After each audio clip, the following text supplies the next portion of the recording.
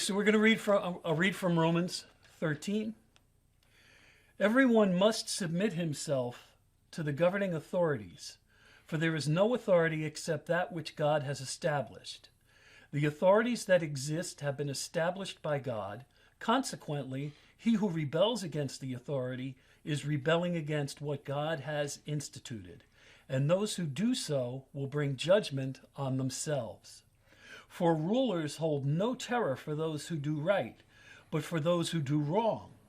Do you want to be free from fear of the one in authority? Then do what is right, and he will commend you, for he is God's servant to do you good. But if you do wrong, be afraid, for he does not bear the sword for nothing. He is God's servant, an angel of wrath to bring punishment on the wrongdoer. Therefore, it is necessary to submit to the authorities, not only because of possible punishment, but also because of conscience. This is also why you pay taxes, for the authorities are God's servants, who give their full time to governing. Give everyone what you owe him. If you owe taxes, pay taxes. If revenue, then revenue. If respect, then respect. If honor, then honor. Jeff, thank you very much. This passage that just has been read by Jeff, Romans chapter 13, verses 1 through 7, is the only place in the New Testament in which the relationship between the government and the Christian is explained. There are other verses in the New Testament deal with the Christian dealing with government. In fact, 1 Timothy chapter 2, verses 1 and 2, we're told to pray for kings and rulers in authority, that we may live a peaceful life. And so there is additional information that becomes the responsibility of the Christian, but the responsibility of government is presented clearly and succinctly in this passage from the book of Romans. So let's take a look at that. The opening verse, chapter 1, let every person be in subjection to the government authorities. This is pretty clear. We are to be obedient to those who have been placed in a position of rulership and authority over us. For there is no authority except from God, and those who exist are established by God. There are many Christians, many committed Christians, who believe that this second portion of verse 1 indicates that a Christian should be obedient to every form of government. Let me read it again. There is no authority except from God, and those which exist are established by God. And so on the surface, it sounds like we need to be obedient even to evil governments. Let's look at it a little deeper. There is no authority. Let's go back to the definitions that were presented before. Authority is the rightful use of power. Wrongful use of power is called tyranny. So what's being said here is there is no rightful use of authority except from God. That tells us clearly that God will dictate the terms and conditions, the mandates for rightful rule, not human beings. And those which exist, those governments that use rightful authority, are established by God. This is something that is usually overlooked and excluded. It's the use of rightful power that establishes a government as having divinely been established, not the choices of mankind as to what should be right or wrong. And this is critical. That's exactly what God is saying here. Therefore, he who resists authority has opposed the ordinance of God. The resistance of God-ordained authority is, by God's definition, against his will. And therefore, to do that is, to be perfectly honest, sin. And they who have opposed will receive condemnation upon themselves. If the government is divinely ordained and divinely being guided, then to turn around and to act against that government is to be against God himself. This passage, this verse states that clearly, and it's tremendously important. But the issue is authority, and authority is the rightful application of power. So let me ask you a question, Jeff, because it's not stated here, but it's obviously implied.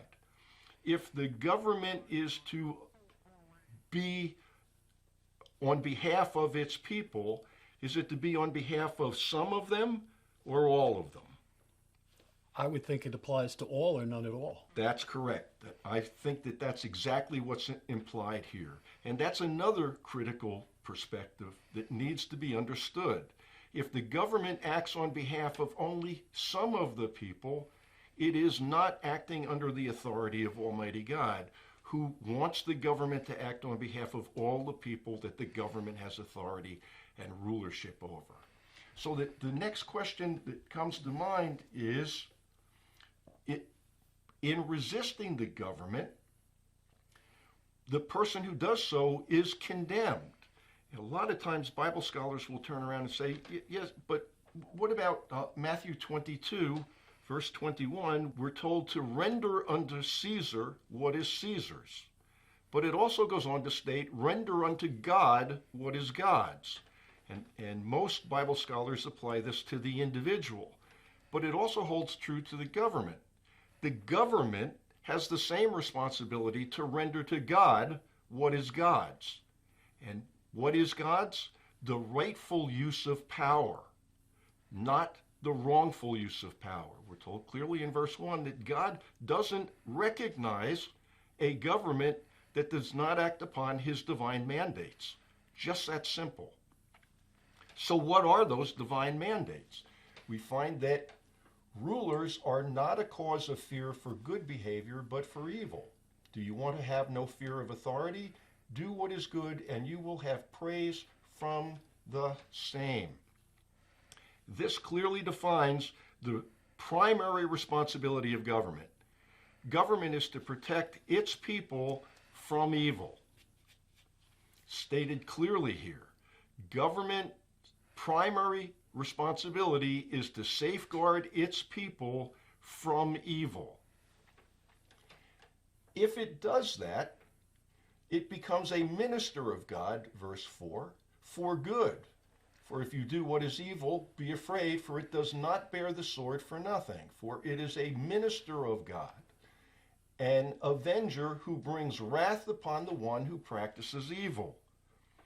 God, knowing the full depravity of evil, knows that evil can reach a point where it is life-threatening. And so therefore he authorizes government to do good on behalf of its people, and part of that good is to, in Paul's day it was to carry a sword, in our day it's other weaponry, more modern weaponry.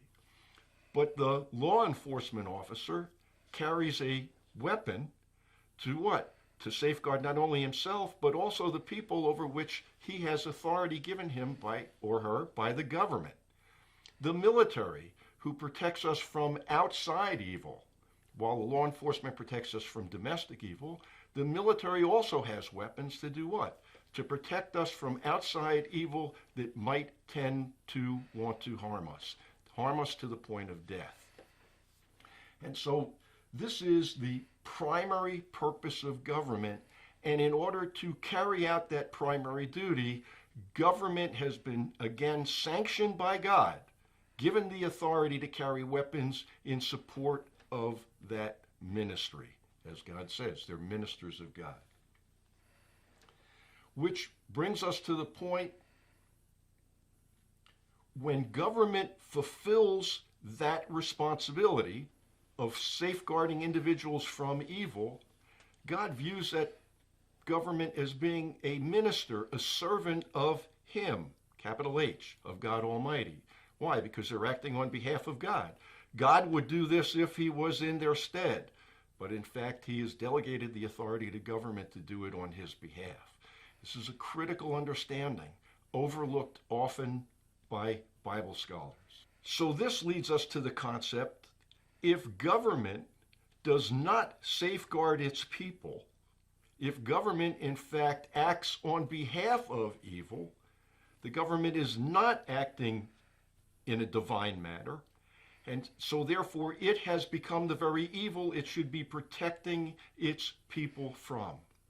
Therefore, it's necessary to be in subjection to government who is trying to safeguard you. That makes absolutely perfect sense. But not only because of the wrath of God or the wrath that the government agent may bring, but also for conscience's sake. Christians want to have a clear conscience that they're acting within the lawful authority given the government. And so it maintains the conscience of the individual for doing so. And as we saw previously, the government should then praise those individuals for living under the requirements to safeguard it from evil. For because of this, you also pay taxes. For rulers, again, are servants of God, devoting themselves to this very thing. We pay taxes so that the government can safeguard us. And in fact, if the government is doing that and doing that effectively and under the will of God, it should be a joy to pay the taxes. We want the government to take care of us in that respect. We have now gone through the principles of how government should act on behalf of the people. Jeff, is there any mention here of the government overseeing social issues? Nothing. Absolutely nothing. If the government begins to act beyond the scope given by God, they are now acting outside of his scope, outside of the mandate given to government. And so therefore, the protection of individuals from evil is not only the primary purpose for government, it is the sole purpose for government. Government is to protect its people. It's not to be involved in social issues. If it wasn't to be involved in social issues, God would make it perfectly clear in his word, and I would assume in this very passage, for that to occur. So the normal response is, well, but there are social issues that need to be addressed. There are needs of individuals. And I agree with that. I think that Christians have a responsibility to be involved in social issues. But it's the individual, not the government, who should be involved in meeting those social needs. We're told in Deuteronomy chapter 15, we're told in 1 John chapter 3, verse 17, that it's the individual who is supposed to give to the needs of the needy and of the poor. There is no mention in the New Testament that the government should be doing that. Let's look at how this might play out. If the government is given the responsibility to act on social issues, and the government misuses the money given it, misapplies its authority to work in that area, what's the outcome? The government turns around and receives, historically, an increase for the next year because they go to Congress and ask for the budget to give them more money. How then does an individual meet the needs? Well, usually it's difficult for one individual, but if individuals come together, they're able to work together to meet the needs. Let me provide an example. Coming together would create a private enterprise, not a government enterprise. Is there a need for decent housing for individuals, all individuals, but individuals who are unable to afford it? I would say that there is. To be exposed to the weather is literally at times a potential life or death situation. So all individuals should have access to decent housing. There is a nonprofit private organization called Habitat for Humanity, made very famous by former President Jimmy Carter because he's involved in the construction on behalf of that organization. Does Habitat for Humanity build homes or fix homes on behalf of individuals? It does. And so therefore, it's a private organization meeting a social need. If Habitat for Humanity misuses its money, doesn't achieve its goals, poorly conducts itself, what happens to the donations to Habitat for Humanity? They don't get a pay increase. People stop donating, and the organization itself withers and dies, which opens up the opportunity for someone else to step in and do the exact same thing, but this time do it in a worthy manner. So God, knowing this, realizes that it's the responsibility of the individual to meet the needs of people who have those needs, not the government. When the government steps in, we see consistently that it misuses the funds and wrongly manages the very thing that it's supposed to meet. Think about this. If those social needs are not being met by the government, then all of the tax dollars taken from us to give to agencies that wrongly meet those needs could be retained by us, and the individual could donate money to organizations that do successfully meet the needs. At this point, the government gets the money and it decides which organizations get funded. The drawback is it might fund organizations that we don't want it to fund. And so by taking the need to meet social needs away from the government and putting it into the hands of the individual, the money then can be better used and better spent, and for conscience's sake, the individual who's making the donation can feel good about themselves meeting those needs. So that makes perfect sense. So you can see the wisdom of God. So to wrap this up, I think it's important to point out that what's been presented here, that government should only fight evil, prevent evil from hurting individuals, and not be tyrannical, that is, virtually turning on the individuals that it should be safeguarding, is not a new idea. It's a new idea for many who live in the 20th and early 21st century, but for those pastors in the 1700s, this is exactly what they preached, and they preached this from the pulpit. In New England, they were called election sermons. The pastors would preach politics because they were aware that God, giving the requirements for government in Romans chapter 13, verses 1 through 7, it was an important part of God's will and God's plan for his people. And in fact, one of the best books out on this subject is The New England Pulpit and the American Revolution. Its subtitle is When American Pastors Preached Politics, Resisted Tyranny, and Founded a Nation on the Bible. In fact, those pastors were called the Black Robe Regiment because they would be in their black robe on Sunday, preaching exactly what we've talked about in this podcast, take the black robe off, and literally stand in the ranks of the Minutemen when called. The second thing is there are many committed Christians who will say that we should not be involved in politics, that our primary responsibility is to take the gospel, make disciples of all nations. But stop and think about this. If the government is safeguarding us so that we do not have to worry about evil harming us, our time, effort, energy, and resources can be applied where? To taking the gospel. If the government is not safeguarding us, and we've seen what happens when that occurs, then the church has to use time, effort, energy, and resources to safeguard itself. Energy, time, and resources that could be better used taking the gospel of Jesus Christ to the world.